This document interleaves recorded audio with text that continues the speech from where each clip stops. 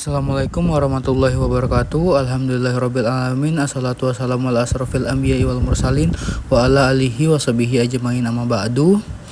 Terima kasih kepada teman-teman sekalian. Pada pertemuan kali ini kita akan membahas materi yang berjudul akad musyarakah. Sebelumnya perkenalkan, nama saya Muhammad Zakwan Noval dengan NIM C1C021154. Baiklah, langsung saja kita masuk ke materi pertama, yaitu langsung saja pengertian akad musyarakah. Akad musyarakah adalah sebuah konsep penting dalam fikih muamalah yang mengedepankan kerjasama antara dua pihak atau lebih dalam suatu usaha.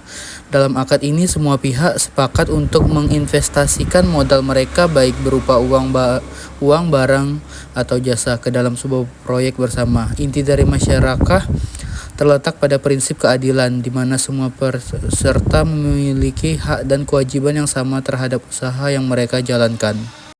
Baiklah, berikut ada dua jenis akad musyarakah. Yang pertama berdasarkan ulama fikih. Syirka al-milk mengandung arti kepemilikan bersama yang keberadaannya muncul apabila dua orang atau lebih memperoleh kepemilikan bersama atau suatu kekayaan. Misalnya dua orang atau lebih menerima warisan, hibah, wasiat sebidang tanah atau harta kekayaan atau perusahaan, baik yang dapat dibagi atau yang tidak dapat dibagi-bagi. Contoh lainnya berupa kepemilikan suatu jenis barang. Syirka al-uqud, yaitu kemitraan yang tercipta dengan kesepakatan dua orang atau lebih untuk bekerja sama dalam mencapai suatu tujuan tertentu. Setiap mitra dapat berkontribusi dengan modal atau dana dan dengan bekerja serta berbagi keuntungan dan kerugian tersebut. Jenis kedua dari akad musyarakah yaitu berdasarkan pernyataan standar akuntansi keuangan PSAK. Musyarakah permanen ialah musyarakah dengan ketentuan bagian dana setiap mitra ditentukan saat akad dan jumlahnya tetap hingga akhir masa akad. PSAK 106 Nomor 4. Musyarakah menurun atau musyarakah mutanakisah ialah musyarakah dengan ketentuan bagian dana salah satu mitra akan dialihkan secara bertahap kepada mitra lainnya. Adapun dasar syariah yaitu ada dua. Yang pertama sumber hukum akad musyarakah yaitu Al-Qur'an. Dalam Quran surat An-Nisa ayat 12 menjelaskan maka mereka berserikat pada sepertiga.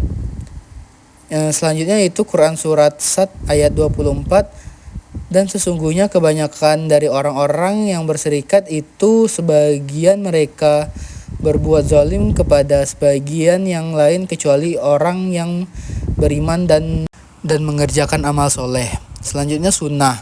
Hadis qudsi, aku Allah adalah pihak ketiga dari dua orang yang berserikat sepanjang salah seorang dari keduanya tidak berkhianat terhadap lainnya. Apabila seseorang berkhianat terhadap lainnya maka aku keluar dari keduanya. Hadis riwayat Abu Daud dan Al-Hakim dari Abu Hurairah.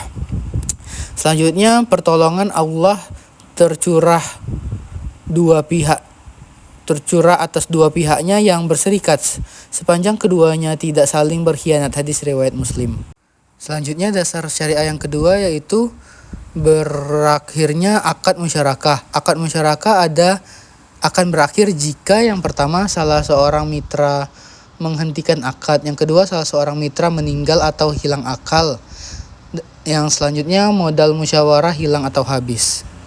Selanjutnya kita membahas penetapan nisbah dalam musyarakah. Ada dua cara menentukan nisbah, yaitu yang pertama pembagian keuntungan proporsional sesuai modal dengan cara ketentuan harus dibagi di antara para mitra secara proporsional sesuai modal yang disetorkan tanpa memandang apa jumlah pekerjaan yang dilaksanakan oleh para mitra sama ataupun tidak. Yang kedua, pembagian keuntungan tidak proporsional dengan modal dengan cara dalam menentukan nisbah yang dipertimbangkan bukan hanya modal yang disetorkan, melainkan juga tanggung jawab, pengalaman, dan kompetensi atau waktu kerja yang lebih panjang. Berikut perlakuan akuntansi PSAK 106.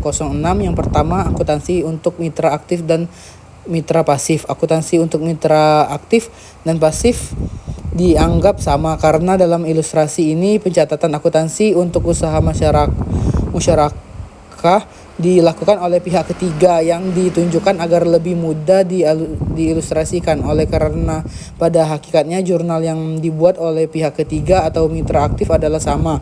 Perbedaannya jika pencatatan dilakukan oleh mitra aktif, pembukuan tidak dipisahkan, maka ia harus membuat akun buku besar membantu untuk memisahkan pencatatan dari transaksi musyarakah dengan transaksi lainnya.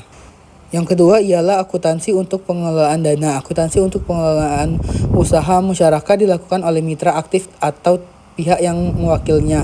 Dalam ilustrasi ini pencatatan akuntansi untuk usaha musyarakah dilakukan oleh pihak ketiga, terpisah dari pencatatan akuntansi mitra aktif.